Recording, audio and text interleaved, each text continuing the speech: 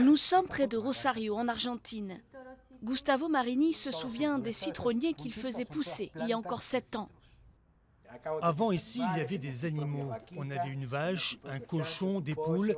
C'était une vie bien différente de celle d'aujourd'hui. On pouvait vivre davantage en communion avec la nature.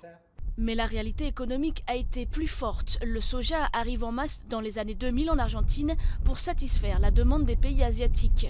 Bientôt, les citronniers ne sont plus rentables. Gustavo vend sa terre, héritée de son père, et rachète un champ pour y cultiver du soja. J'ai été pratiquement le dernier de la région sud de la province de Santa Fe à faire des citrons. Et j'ai décidé de changer. Ma terre avait une valeur sentimentale et j'ai donc essayé de la garder jusqu'au dernier moment. L'histoire de Gustavo ressemble à celle de nombreux cultivateurs et éleveurs en Argentine. La production de soja a été multipliée par 4 en 15 ans pour atteindre 49 millions de tonnes l'an dernier.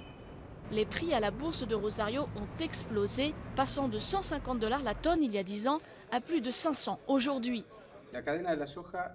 La chaîne de production du soja est la plus importante pour l'Argentine en termes économiques. Cela représente environ 10% du produit intérieur brut selon les études.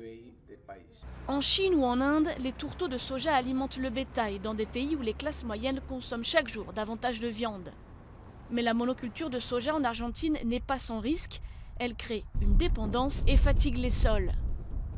On a besoin de rotation des cultures, notamment de faire une combinaison de céréales et d'oléagineuses. A priori, je pense que l'Argentine va devoir mettre en place des politiques spécifiques à l'avenir pour tenir compte de cette problématique.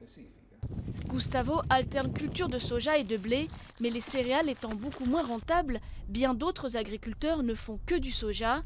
Des profits à court terme qui pourraient mettre en danger à l'avenir la sécurité alimentaire de l'Argentine et son économie encore fragile.